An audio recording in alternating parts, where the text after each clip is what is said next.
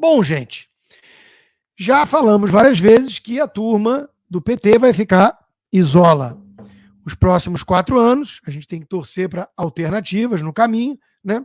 Mas, se ficar esses próximos 4 anos, vão ficar os 4 anos demonizando a herança maldita, que é uma falácia, que é uma narrativa falsa, né?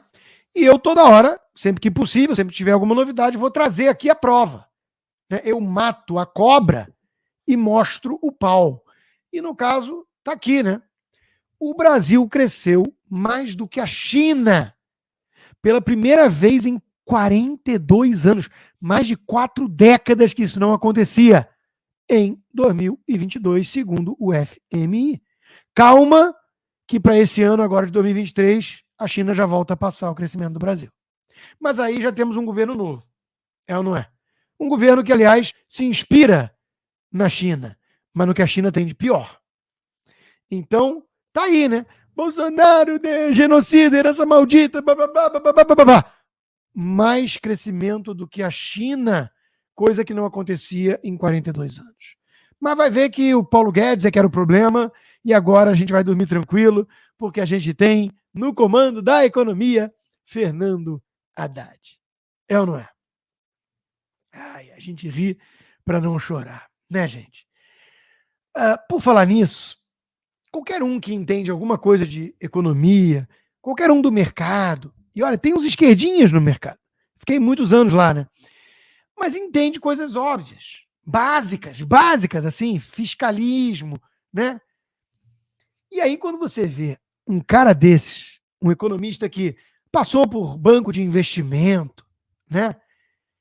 Foi sócio, pequenininho, é verdade, meio recalcado dos sócios grandes, mas foi sócio, né, do banco de investimento ali, né? Ele passou a defender depois a pluralidade. Ele sai do plural e pluralidade. E vira um esquerdinha oportunista. Qual é a trajetória de um cara desses? Invariavelmente, quando você para de ser encantador de cavalo e vira encantador de asnos, invariavelmente, inexoravelmente, você vai até o fundo do poço. Porque é uma rota sem freios e um poço sem fundo. Você, para agradar a turminha da esquerda, você tem que ficar cada vez mais patético. Você tem que trair tudo que você aprendeu de economia. Você tem que rasgar todos os manuais. E você tem que virar um demagogo da pior categoria. É o que está acontecendo com a Mônica de Boulos e é o que aconteceu com o Eduardo Moreira, né? O cara que encantava cavalos e chegou até a rainha da Inglaterra por meio disso, virou um encantador de asnos. E agora o cara veste literalmente o boné do MST. Vivemos uma ditadura do sistema financeiro. Ex-banqueiro. Ele era um sócio pequenininho do banco. Quando os sócios começaram a perceber que ele não gerava valor algum, que ele era um encostado, um oportunista, um medíocre, se livraram dele e ele virou isso aí, né? Essa figura patética de hoje. Agora, é impressionante como custa caro o pacto com o diabo. É como se eu parasse de fazer análise independente, séria, como se eu parasse de falar que o Fernando Haddad é o Fernando Haddad e que o Brasil do Lula vai desandar em relação ao Bolsonaro com o Paulo Guedes, que estavam colocando tudo no trilho, a economia em ordem, e explicar os motivos. É como se eu, em vez disso, tivesse que ficar falando assim: a ditadura do sistema financeiro, o império estadunidense, a igualdade precisa ser conquistada porque o João é rico, porque o Pedro é pobre, e blá, blá, blá, e aí vestisse um boné do MST. Isso é pacto com o diabo.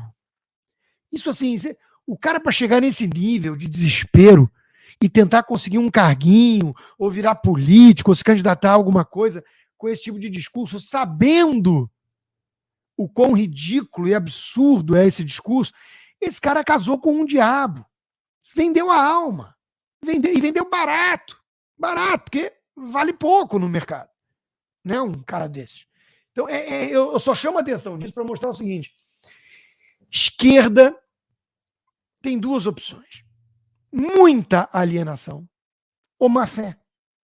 Quando o cara não é um completo ignorante, para cair em certas ladainhas, em certos discursos bobocas, ele só pode estar dando essa guinada por algum tipo de interesse.